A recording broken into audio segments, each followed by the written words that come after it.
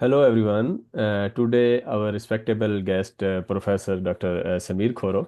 He is from Chile, and he is the visionary researcher who is continuously struggling to shape the future of energy through electronics, innovation, and education.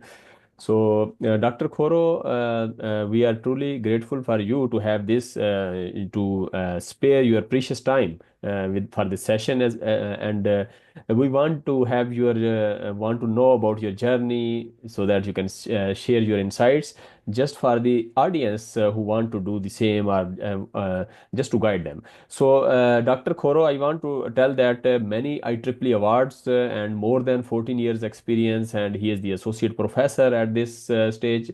Thank you very much. And first of all, Professor Khoro, I want to ask you first question. Can you please begin by sharing your journey, academic and research journey from student to award-winning professor, please? Yeah, sure. Well, first of all, Dr. Habib, thank you very much for the invitation. I really appreciate the opportunity to talk to your audience and maybe inspire someone or help someone along the way. That would be great if that's possible. That would be actually a huge accomplishment. So, regarding to your question, like probably you and many of the people that are listening, when I was a kid, I was a very curious kid, disassembling stuff, trying to see how things works. And so I kind of knew that I was going into a scientific or engineering kind of career. So when I was a teenager, one of my interests was actually astronomy. So I want to be an astronomer. And the problem was that at that point in Chile, I grew up in Chile in the last part of my life before getting into university. At that point, there was no way to study astronomy directly. So I asked some of my, uh, relatives and people that I knew that worked in engineering and stuff like that, what would be like a very good engineering career to pursue later on, maybe astronomy and doing like a PhD in astronomy or something like that. And they said that electronics engineering would be a great career because there is a lot of electronics going on in astronomy, electronics from the cameras to the radio telescopes and so on. So I studied electronics and then I fell in love with electronics and engineering. So I saw that I not just had this scientific part of me, but I was also like a problem solver. And that's something that is like the basis for every engineer, right? Problem solvers. And it was enough also to cater to my scientific needs. So I also would be able to study a lot of sciences, right? So I fell in love with electronics, and then I got I was lucky in selecting a very good school and in the school that was very active in research. And in fourth year, one of the professors in the class saw me and interacting, and I guess and how I had my grades and everything, and invited me to be part of a research project. And that was when I took the bait, right? When I was doing research and when I saw that we were contributing something new, it was not just problem solving, it was also innovation, and kind of that clicked. And I guess that's also what happened to you and to many others, right? So that's how I got into the idea of becoming an academic and a researcher, and then therefore I pursued my master's and then the PhD. So that's how I got into that.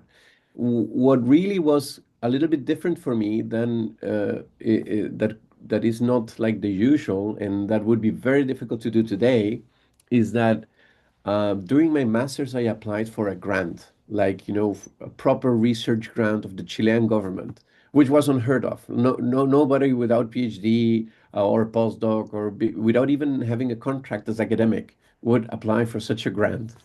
And I just did. I don't know what. I mean, I was like, of course, um, my professor, my supervisors told me and motivated me to do that because I had done some publications during the master. So he said, "Why don't you apply for this grant? I think this is a good project. Maybe you win." And so I did, and I won. So I was able to use the grant to fund my own PhD. So I bought my own equipment, my own everything. This is very so this is not a recipe you could do today. So don't take this as a lesson that, oh, this is the way to do it, because it's very difficult nowadays. It's more competitive. There are way more people with PhD degrees, more people applying for grants, and so on. So the world has changed a little bit, but in a good way. What I think you can do, take from that as a lesson, is that to be ambitious. Like, don't put barriers on yourself. Let other people judge your work. What I discovered along the way is that many people don't apply to things, don't send papers out for review, don't apply such a project, don't apply for grant for awards, because they don't think they are uh, perhaps with the merits to win it, right? Let others be the judge of that. You apply, and the worst that can happen, they can say no, but along the way you get feedback, and the feedback helps to learn and to get better. So I call this to be mildly ambitious, but not ambition just, to accomplish a goal, like a goal. It's just a thing you do aside of your interest, aside of what you do research because you like the purpose of it, you like what you are going to accomplish with it, the impact you're going to get. But if you do these things along the way, it can boost your impact. It can boost your career. So that's what I would learn from that early stage. That really helped me a lot. And also because of that, I always tried, when I saw something that I could do, I would just do it. And I think that really helped me along the way. Very nice. Taking action from, we can learn from professor, just to initiate and take action, and just to apply and Yeah. have the feedback from others. Very nice. And Professor, what initially drew you towards power electronics and renewable energy systems? Yeah. Well, so I was doing my master's in automatic control in automation, and with a secondary aspect of it related to power electronics. And then, funny enough, the people of control in my university were very, very theoretical, and the people in power electronics were very, very practical, very, doing hardware. And then I realized that I wanted to be, I mean, there's nothing wrong with doing theoretical stuff, but to me, sometimes they were too much caught up in the math of it and doing, finding a problem, a mathematical problem to solve a mathematical problem. And to me, that was a little bit more unpurposeful, or more art than really problem solving and impactful and applied research. So I kind of like migrated a little bit more toward power electronics. And then at that point, it was very clear all the problems related to climate change, and how power electronics and power systems were becoming not just enabling technologies for energy transition, but critical technologies. What I mean by the difference between enabling is that and critical is that you cannot go and have the energy transition we need without power electronics and power systems. And sometimes it is the critical technology. It is actually the one that is lagging a little bit behind in development, that need to be solved in order to accomplish the goals that we need of climate change mitigation and technologies, right? So it looks like a bad thing because I'm saying it's lagging behind, but it's actually, from a work perspective and research perspective, a good thing, because then there is a lot of things to do. And that was the point in which I was in my career at that time. And I still remember a conversation with my supervisor when I was coming back from the postdoc I did in Canada. He said, well, now you have to select your own research area, your own research field, because the good thing of having a team is, let's be complementary, right? Not just let's not do everyone the same thing. Let's do things. I'm working more in, let's say, in drives. What are you going to do? And then I decided to go into photovoltaics. And it was very early on, when people were not like giving too much, um, importance to photovoltaics. But I had the vision, of course, fueled by what I was reading, and so reading and being in touch with the ecosystem and how it's advancing and where the problems are is a good thing on how to select an area of research, because then you choose something that has enough things going on, because you will be able to get funding and stuff like that. But you have to choose something that has a lot of, we say, a lot of meat on the bone still left. So you have something to do for the next 20 years, right? And so I chose at that time photovoltaics. And I think it was a good choice because I'm in Chile. In Chile, solar energy is quite big, and then it became big everywhere. And this is also why I think it got a lot of notoriety and all the things you mentioned at the beginning of awards and stuff like that. It's because we took the wave when it was, growing, and that was a good thing. Very nice. Your vision for next 20 years, very good, very good, very this. And Professor, one thing, for example, you are the founding member of SERC and AC3E. How do these centers advance Chile's role in global energy innovation? Yeah, well, so sometimes that's a very good question, and sometimes you need a little bit of the mix of talent, but also you need a little bit of course, people are listening here are all of them talented. Intelligence is distributed evenly around the world among genders, among races. So there are talented people everywhere. Unfortunately, not everywhere you have the same circumstances. So one of the things I have to just recognize is that not the success is not only because I was talented and I was in a talented team, but the circumstances in Chile at that time were pushing to increase research. So Chile wasn't like a research savvy country, let's say, and still a long way to go compared to to developed countries in terms of budget allocation for research and stuff like that. But when I just arrived from my postdoc, there was a lot of budget available. Um, Not a lot, but there was budget available to apply for. And so at that time, the leadership of Rodrigo Palma of Universidad Chile was like looking at all those people that were working on photovoltaic energy and solar energy in general, not just photovoltaics. And we set out to build this solar energy research center of Chile. And I became the leader of the power electronics area within that center. So the center has people working in, solar cells and chemistry and also for energy storage and all the other disciplines. And I was like invited to be part of and lead the way for power electronics. And we have been running already 12 years with that. And then when I was in that center, I realized that there was a huge power electronics community in Chile, and there was a huge electrical engineering community in Chile that wasn't represented in these big research centers. And so I approached in 2014 my supervisor at that time, which was Jose Rodriguez, and he said, and Jose Rodriguez is a big person in power electronics around the world and very well-known professor, and he was also Science Prize in Chile. So I said to him, we are in all these research centers um, pushing electronics as a part of those centers, but we should gather all the Chilean talent in electrical and electronics engineering and make a research center of our own. And that's the AC3E, that's the Advanced Center for Electrical and Electronic Engineering. So we applied for this other funding. Many people said us along the way, oh, you won't get the funding, it's so difficult, you need to bring industry money.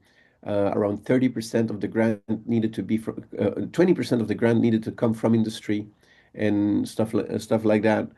And people were very hesitant even to participate.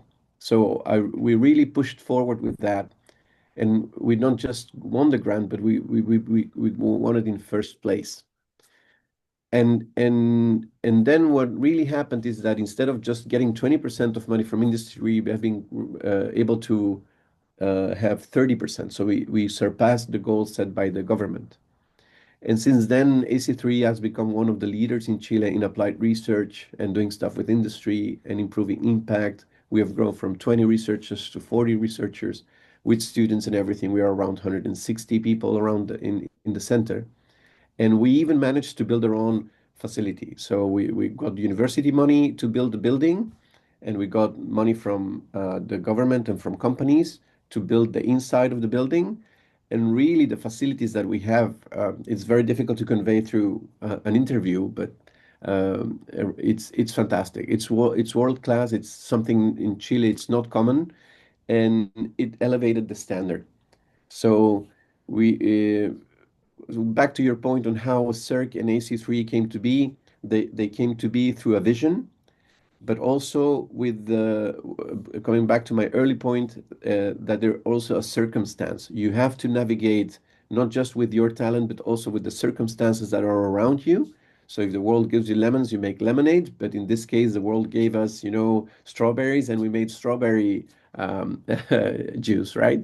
Because we were at the point and we could take more advantage of that. And instead of and we really believed in this vision we had. And now seeing the vision come through fruition, and the impact is that the center has had on lives of people, not just academics and researchers and students, but even the things that we're because the center has many areas of research, not just power electronics and power engineering, but also have health technologies and robotics and other stuff. So the center has been doing great. We are now applying for 10 years of more funding. We are doubling now our capacity in funding as well from industry. So we are expanding in Chile, to other universities in other regions of the country. So the thing is that if there are, young, motivated listeners to this interview, is that if you have a vision is just 1% of it. So 99% is gathering the people, communicating the vision to them, showing them that working together is better than doing it alone, and that you will accomplish more impact. Be generous.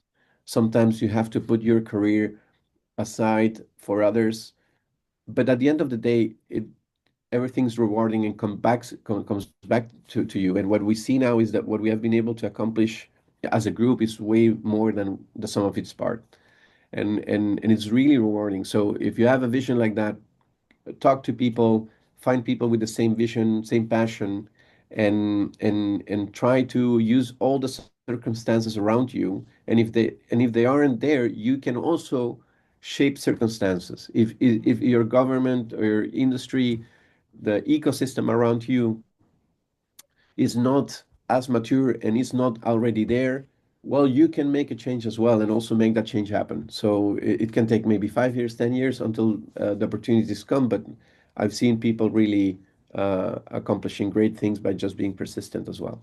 Very nice, Professor. It's really true leadership. If I want to see, I can see you really nice. But Professor, what are the some of the most promising trends in PV and wind energy systems today? Well, so uh, a good thing is that wind energy and PV energy have become quite a mature technology, in the sense that there are multiple players around the world, concentrated, of course, in a few of them that have a large market share. But now it's not this promising technology. So it is a mature technology. It's making an impact, right? So at this point, the most pressing and challenging aspect is to how do we increase the installed capacity in such a way that we can offset more and more fossil fuels, right? And some networks, some grids are already having a lot of this wind and PV mix that is inherently variable by nature, so and intermittent by nature. So energy storage is kind of like a one real big aspect of it. So energy storage is a real big aspect for it, because uh, it's not a secret. If we solve large scale energy storage, we can increase our capacity of wind and PV, which are quite cheap forms of producing energy today. But when you add storage to it, it's not cheap anymore. And there is where fossil fuel is still interesting, right? So that's one aspect to it. So energy storage, bulk and large scale energy storage. Another thing is interconnection of grids, making grids more flexible, more resilient, more interconnected, allows you also to grow the capacity of wind and PV. So power system is therefore also very, very important. Um, and so grid interconnection through HVDC and HVAC and also microgrids, having them distributed also will help and can also help to extend the impact of wind and PV. So energy storage, grid interconnection, and microgrids and distributed generation. Those are, of course, big areas. But then there is another complete aspect that sometimes I feel that electrical engineers neglect, and is that there's a lot of energy that is not consumed as a form of electricity. So it's not just electric grids and pushing electrons to the grid coming from PV or wind. A lot of energy is consumed thermally or for cooling. And this is air, or for example, also for movement. So let's say a ship or a plane, right? So a plane or a ship, we still burn fossil fuels on those. And how do we then, there's no point in putting PV panels or stuff like that on those things, right? So the thing is how we use this clean energy for transportation, and how do we use this clean energy for heat and cold, right? And those areas for energy transition is where I see that some of the people don't see how PV and wind can be an influence, but there is a hack to that, and we can now produce hydrogen from wind and from solar. And hydrogen is just an energy vector. So hydrogen, you don't need to have actually a hydrogen plane or a hydrogen ship or a fuel cell based vehicle to use hydrogen. You can use hydrogen to actually convert it to hydrocarbons and e-fuels. And that's where I think that there is a really big opportunity as well. And what I mean by e-fuels or synthetic fuels is that, for example, if you mix hydrogen with CO2, you can produce methanol. And methanol, you can transform into diesel or kerosene and jet fuel. So you can put that on ships and you can put that on planes, regular ships, regular planes without doing any change. And then when you burn that fossil on the ship or on the plane, basically the CO2 that's liberated is a CO2 that you captured to mix with the hydrogen in the first place. So you're making like a new loop, like a new cycle of CO2. The issue with that is that carbon capture is expensive still, or and not mature technology, and all these fuels are way more expensive than fossil fuels. But if we can make that cheaper, if we can make all that process cheaper, and there is no real barrier that we can actually see that there is a big, that, oh, we need graphene or gold to make this technology. So it's just basically technology development. It's nothing really related to materials or stuff like that. We could actually produce, imagine every molecule that you would burn of a hydrocarbon on a ship or on a plane would have gone through from wind or solar, which is power electronics, power systems, through an electrolyzer, which is also power electronics, with some membranes and stuff from electrochemistry. And then again, carbon capture could also be intensive in electrical engineering to produce fuel. We would be able to produce our own fuel, and then we can use the traditional means of transportation of fuel and the traditional logistics in airports and shipyard and everywhere. So we don't have to really change all the technologies. We don't have to change the ships. We don't have to change the airplanes. We just change how we produce diesel. Instead of mining it in oil-rich countries, we make it in solar and wind energy-rich countries. So it shifts a little bit where it's made and how it's made, but it's clean, and we only have to make it affordable. So I think that's a huge point of interest for me right now.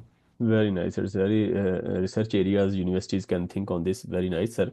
Professor, and another thing, how do electromobility and smart grids fit into the future energy landscape of Latin America like that? Well, not just of Latin America, but to the point I just made, transportation is a huge consumer of fossil fuels, and they cannot be grid connected. So a way of electromobility and electric vehicles and electrification of transportation in general is a way of decarbonizing the transportation sector. I just mentioned the way of doing it with e-fuels, which are particularly interesting for planes and ships, but for buses and cars the maturity of batteries is getting there. Battery costs are getting down. Power density, energy density is increasing. The lifespan is also increasing. There are new battery technologies that are very, very exciting, that are more durable and less expensive and don't use expensive materials and as well. So now we have to go into the building the electric infrastructure in such a way that we can increase massively the large scale adoption of electric vehicles. So that means that we need to have change a little bit. One part is the culture, so people charging your car overnight, like we do with the cell phones. You're too young, from what I see, that to remember when we had cell phones that we had to charge just once a week. My original, the cell phones, the Nokias, you just charged once a week, but it was just a cell phone for calling. Then we got these very nice smartphones with big screens, and now we're the whole day on them. So the charge just is for good for one day. But we have no problem with the culture of charging it every night, right? So we are also accustomed to charging the combustion engine vehicles with petrol once a week or twice every, but if what's the problem of getting with your car at night and just plugging it in, like when you do with your cell phone, and that you're good to go for most of your trips. And if you live in countries like the US, Canada, my country, Chile as well, where we are sparse, and if you need to make that long trip, of 1, 2 hours, then you need the charging infrastructure on the highway. It would be great if we would have trains and other means of transportations to get to those cities and then have local transport, public transport, also electric. That would be, of course, a big solution, but culturally speaking, it's sometimes difficult. People want their cars, right? So if we're going to remain a car-based culture, well, let those cars be electric, and therefore we need to ramp up our electric infrastructure. And the electric infrastructure can do two things. You can use it to charge your car, but when the cars are not there, you can use the charger to do other stuff like to help the grid, to support the grid. And so we also need to work in regulations to see what else can be done with the charging infrastructure. If you add even batteries to charging infrastructure, you can solve two issues. You can use the battery for backup, as I just mentioned at the beginning, to help the network. You can also use the battery to do management of the energy. And so when you have many cars or buses charging, instead of having a peak consumption from the grid, you help it with the battery to support the grid. And then when the cars are not there, you can use the battery as a battery energy storage system and also support the grid, for increased penetrations of renewables. But that requires regulations because the owners of the batteries and the charging stations are from distribution point of view, not from the transmission and the system, and how that will be monetized in such a way that it is an incentive for people putting those stations in place. But yeah, there are many creative ways of going around it. And so that's a big interesting point to your question. You said electromobility, but you said something else. Smart grids, I think it was the other thing.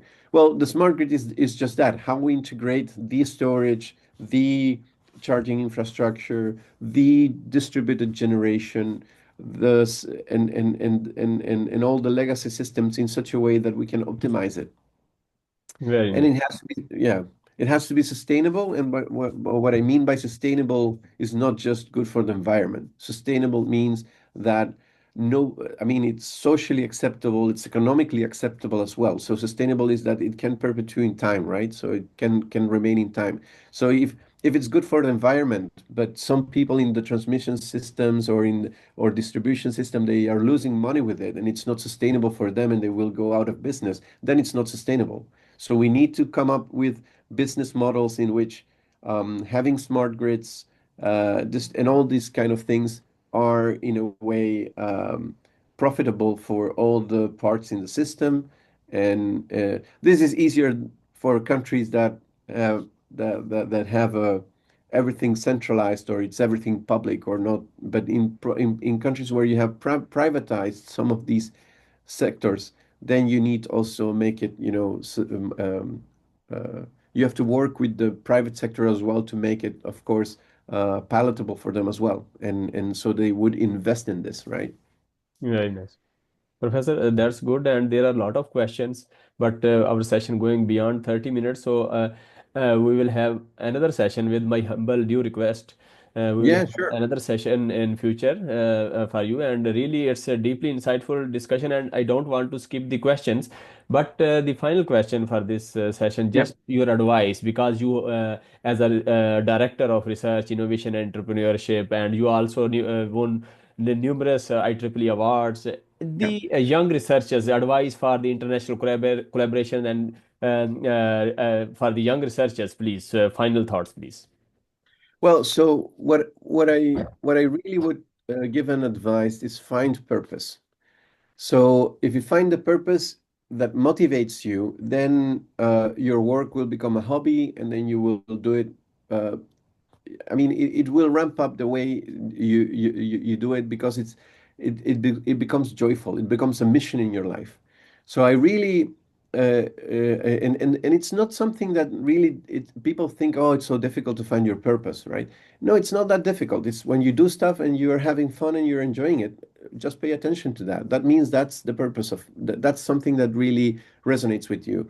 For me, it was doing research working with other people and doing impact in this case to mitigate climate change. That really is very joyful. I mean, that really is what I found as a purpose in life. And because of that, I do it with joy. And then all the rest came as a result of that. Having good positions, have a good salary, being able to earn awards.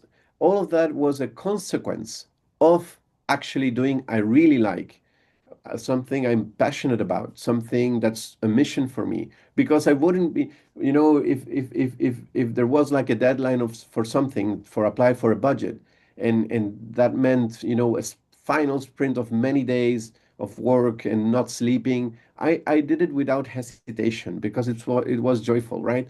And so when I see people struggling is because they go and pursue something that they were told to pursue or because society pushed them to pursue that. For example, nowadays, a lot of people want to do stuff with artificial intelligence because artificial intelligence is everyone tells it's the next big thing, right? But if that's not something you like or resonates with you, you will be one left, in the hierarchy, not in the top 5% because it's something you don't like, right? And people that are talented and that really like that, they will be in the top 5%. So they will get, nice positions, awards, and all the things that people try to look for. If you look for that, if you're looking for with the goal in mind, with the award in mind, or that in mind, and not, then you're not going to achieve it per se. So my best recommendation is pay attention to your feelings. Why am I happy now? Why am I happy doing this? Okay, then maybe this is what I should do, and then pursue that. And yeah, Very that's my nice. biggest. That's Professor. Very, very nice. Really insightful discussion this was, and your commitment to energy innovation and your mentorship is truly inspiring, definitely. And thank you very much for your time. And you have set a story, and also you are the story. You are yourself shows the true leadership which we actually want, and it's the outstanding example for researchers and engineers around the world. Thank you very much, Professor, and have a nice time and have a blessed day. And you may your guidance prevail around the globe. And we, as a researcher, young researcher, get guidance from you. Thank you very much. Thank you very much. Have a good day. Cool.